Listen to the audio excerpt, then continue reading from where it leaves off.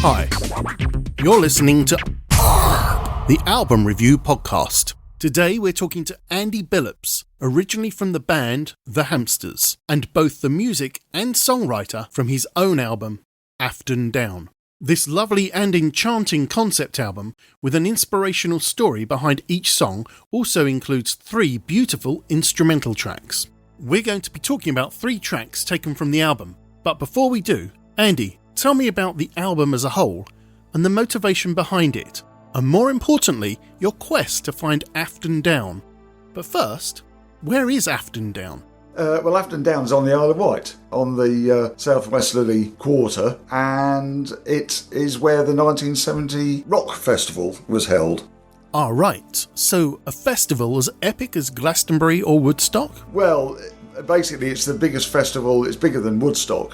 In 1969 yielded, I think it was 500,000 people. The following year, and not in retaliation, that yielded 600,000. So it basically beat Woodstock to the post on footfall, but that wasn't the idea. The 1970 festival was a third festival out of 3, the 1968 festival, the 1969 festival, and on the back of the success of the 1969 festival, they thought, right, well, let's go for broke, and that's where they came up with the 1970 festival. Same promoters, Ray Falk and his brother, can't think of his name. So the album is a concept album. Is the concept purely the Isle of Wight Festival? Well, basically, it's a concept of all sorts. It's all ideas in my head, but the Isle of Wight per se came into the affray by virtue of finding where the festival site was in a much later stage. I was over there with my new wife,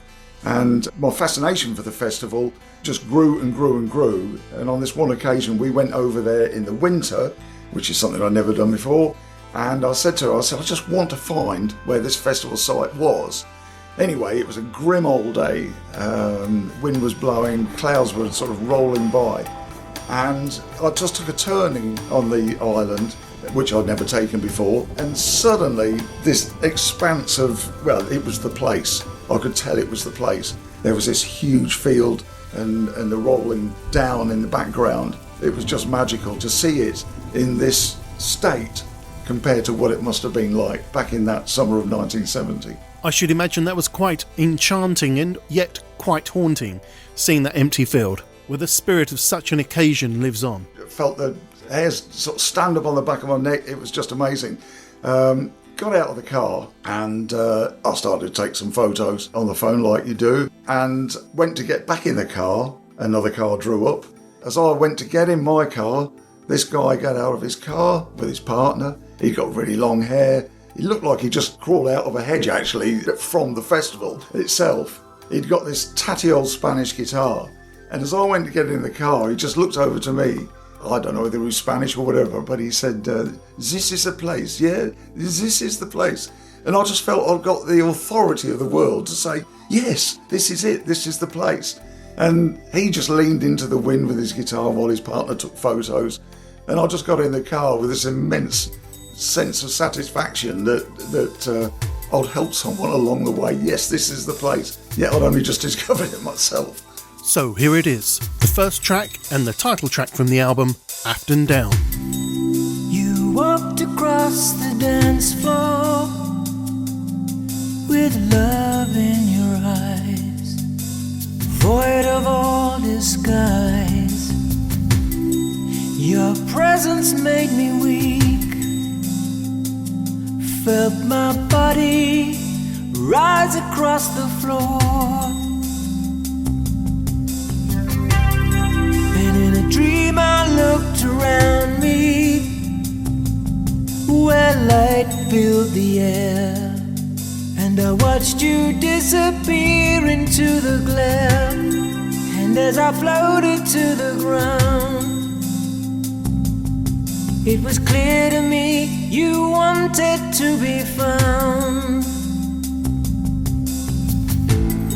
And in a wave of intuition, I turned to face the door, shaken shaken to the core. You had awakened all my senses, and my heart and soul cried out for more and more. With my mind in one direction, I stared through the night, well into the morning light. 'Cause there was something in your smile, kept telling me you'd wait for me, you'd wait for me. Stood high above the ocean, we took off in the night, knowing we were right. We could leave the past behind us, put the sorrow out of mind and out of sight. And the sea turned green to golden as the sun set without a sound. From the fires on the hillside, I could feel the wind blow warm over Afton Down.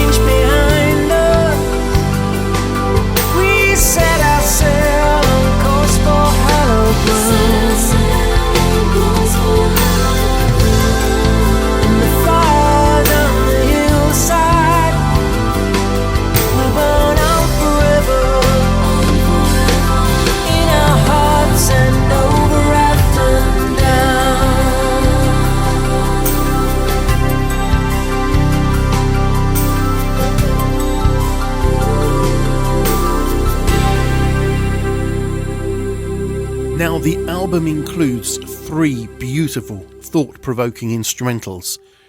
There's Joan's Lament, Life, and the short score. But unfortunately, we're not going to be talking about those. However, who is Joan? Joan, my mum. Yeah, Joan was my mum, and my parents were incredibly supportive. Obviously, I wish they'd lived long enough to hear the album, because they would have loved it. Having said that, I can see my dad, he'd have sort of leant, as I'm sitting here now, with elbow on the arm of the chair, and he'd listen to it, he'd go, yeah, yes, yeah, and that would have been his praise of it. Whereas Mum, she'd say, it's lovely, she'd have said. But it was when she died, basically. We were on tour with the band that I played for, the Hamsters. We were on tour, and she'd been admitted to hospital.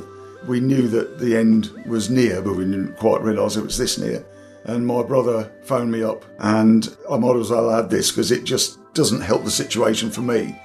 We'd literally walked into a kebab place in Leeds to have lunch, and it was a place that we always went to.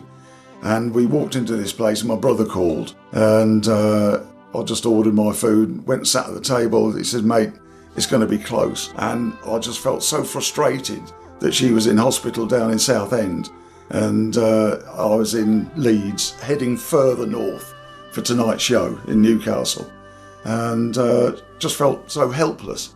So I said, are you there with the phone? So he said, yeah. I said, I know that she hasn't said much, but just give her the phone, let me talk to her. And so I sort of spoke to her. I said, look, Mum, just grunt so you know that I'm here. And she did, she just grunted. And then I just let her know, how I felt about it. As you can imagine, it's really emotional. But it was just the frustration of being stuck up north, and I'm talking to her from a shop doorway, a closed shop doorway, with leaves blowing around in a small whirlwind. And I'm saying goodbye to my mother. Thank you for sharing that with us, Andy. A truly beautiful piece of music, very moving. And it is the same circumstance that inspired you to write the second track, Dinner with the Angels. Such a beautiful title.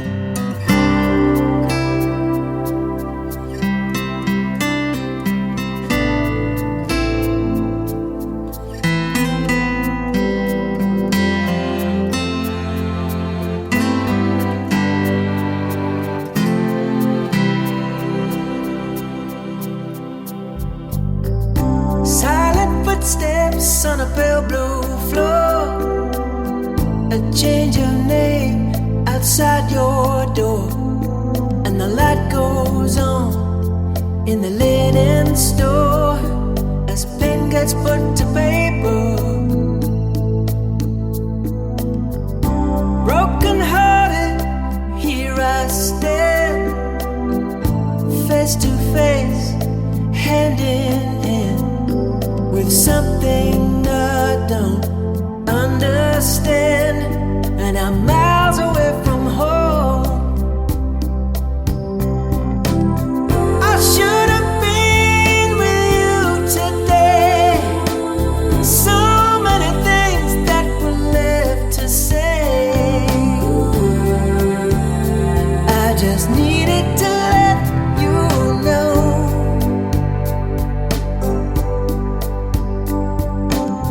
that from the love that filled your eyes, like warmth from the sun as you watch it rise,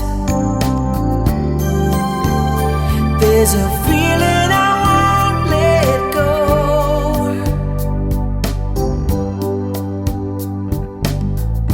Now that pain has left your face,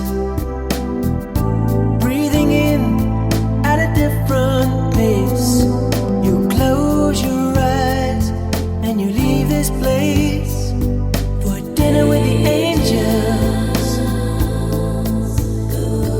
to a table laid with pure white lace, and dinner with the angels.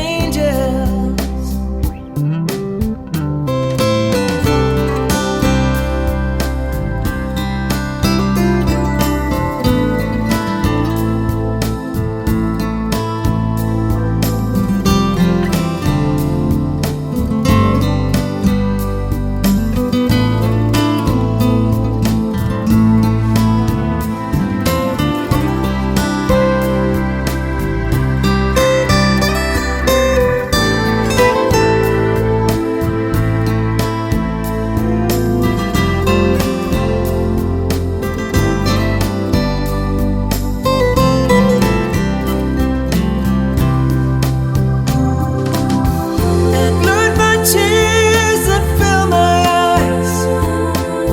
I kiss your brow for a last goodbye, 'cause heaven has open arms. Whoa. And in my dreams I see your smile shine in the night like a golden mile that's guiding you on your way.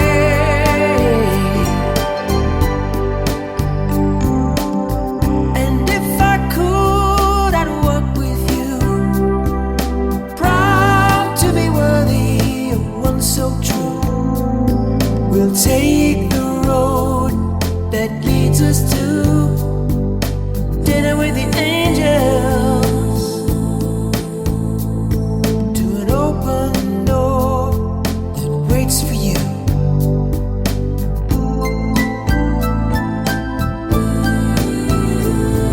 In pure white lace from head to toe, for dinner with the angels, dinner with the angels.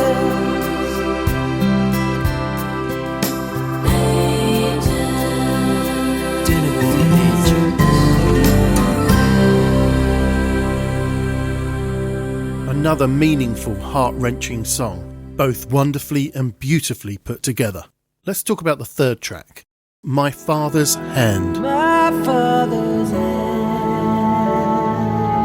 Who's this sung by? It's by Ray Brown again. A beautiful voice. He's got it. He certainly does. So what's the story behind this? It's about my dad, basically, and he wasn't particularly tactile, neither of my parents were, but I just remember with affection that when we were really young, he would take it upon himself to hold our hands, and that would amount to probably just going down to the corner shop to get cat food for the cat or something like that. And I just remember my hand in his, it just felt huge. I can feel it even now. And yeah, we'd walk along, and it was the only time he'd be tactile. He'd just grab our hands, my brother, right, I'm talking about, and myself, and just feeling that big flat palm of his hand and my little hand that obviously couldn't sort of embrace it in quite the same way. And yeah, it got to the point of his demise. He was 93 years old. What had happened to him was he'd ended up in hospital, and like so many cases, he was there and there's no way he's coming out. And a lot like my mum, got the call from my brother. There wasn't the distance to make, but even then I missed his death by about 10 minutes. So walked into the ward, kissed him and held his hand. And there you go again. It was like, it just threw me back to childhood, feeling his hand. And it just felt the same. It's like the recapitulation of life. Exactly, just brought all of that back. It was like the safety of his hand. Yeah.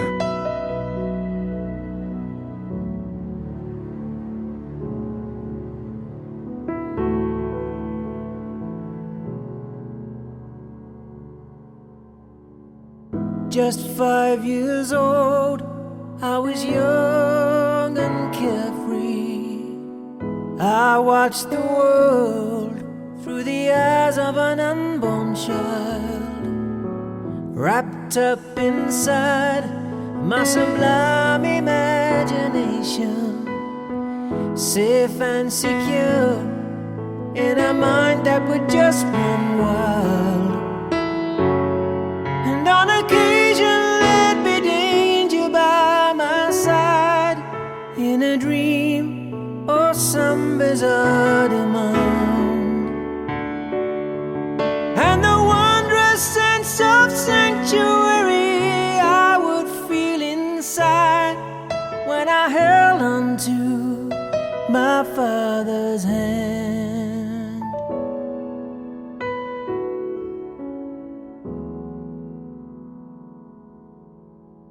Come 17 and a man of wisdom, I knew it all and selective to what I'd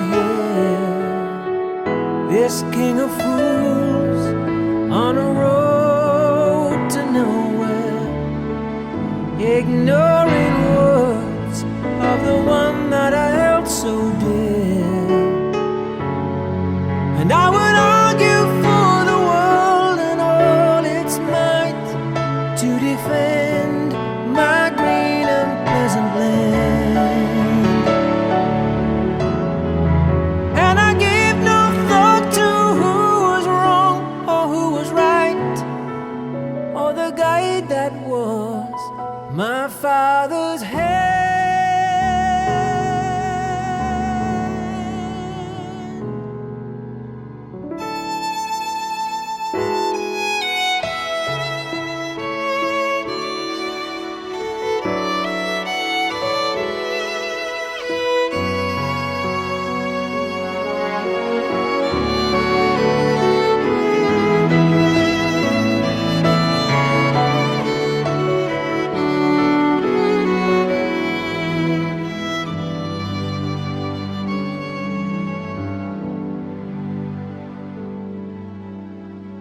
And through these years that remain for me to savor, I'll do what's right, like my father would always try. His honest word and a life that I'd be proud of. He lives in me as he will till the day I die. And the carefree days that I remember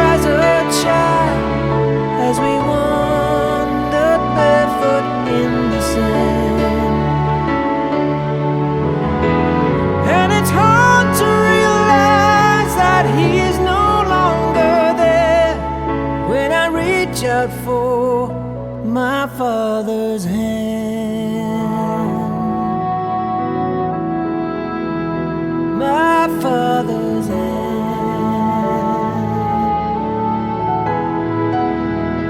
My father's hand. My father's hand.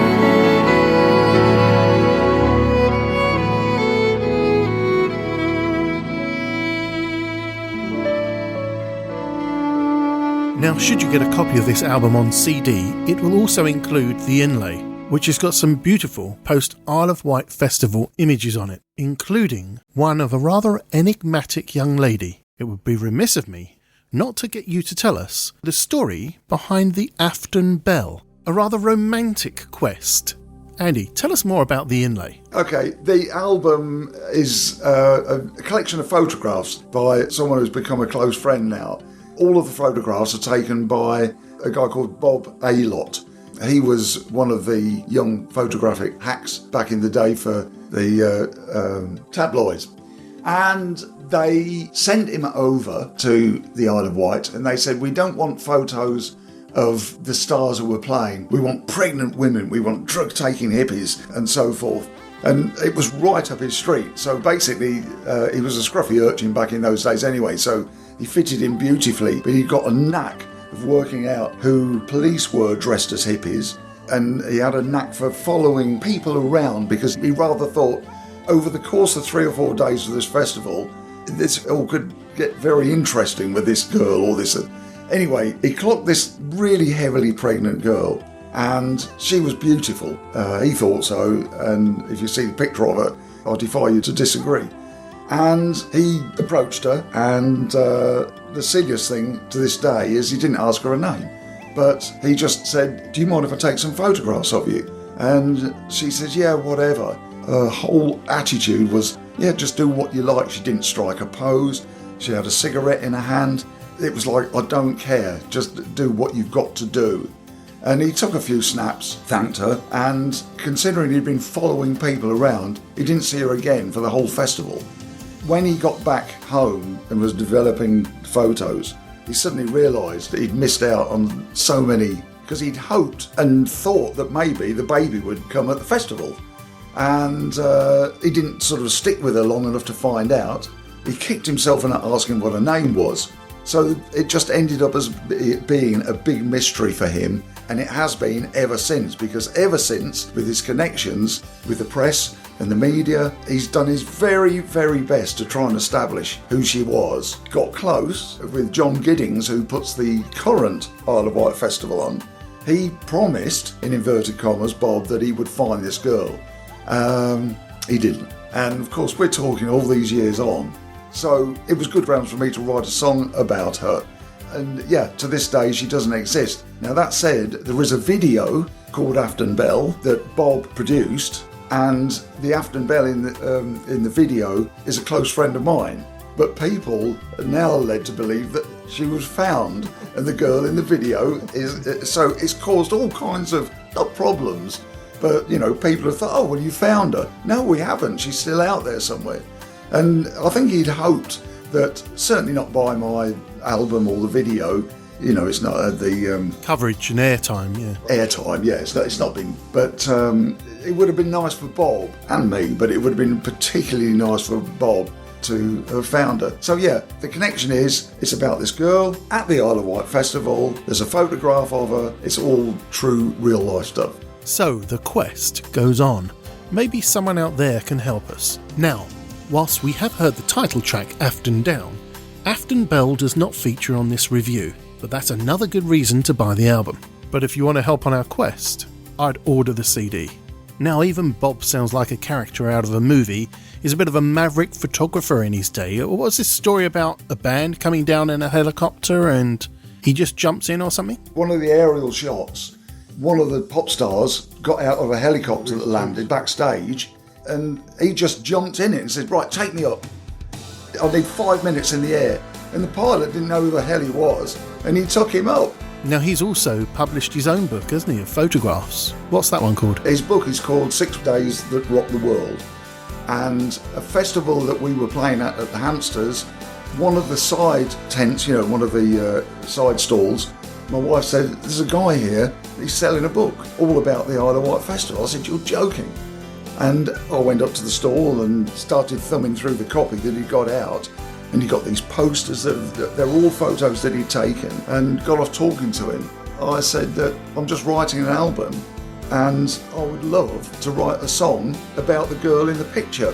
He said that'd be fantastic, great. He was so enthusiastic about it, and I came away on cloud nine. I connected with this guy who'd written this book, and he wanted me to write a song about the girl in the photo. That's where Afton Belle comes from. What a story. Thank you so much, Andy. Thank you very much for your time. Thanks for your interest. Thank you. No, it's brilliant. Thank you. I'm honoured. This album has lovely songs with brilliant titles such as Dinner with the Angels. What a perfect title. We've also had the pleasure of listening to the 3 instrumental tracks in the background of the interview. I must admit, I'm very sad to end this review, but I do have one more very important question. Where can I get this from? Well, you can listen to it on all the main platforms, YouTube, Spotify, iTunes, SoundCloud. But if you want a hard copy with all of the blurb, the pamphlet, there's all the info's there, photographs, something that I really wanted from the off, get in touch with me. It's info@andybillups.com, and that's BILLUPS. Thank you, Andy. Thank you. And thank you, listeners. That's all for this review.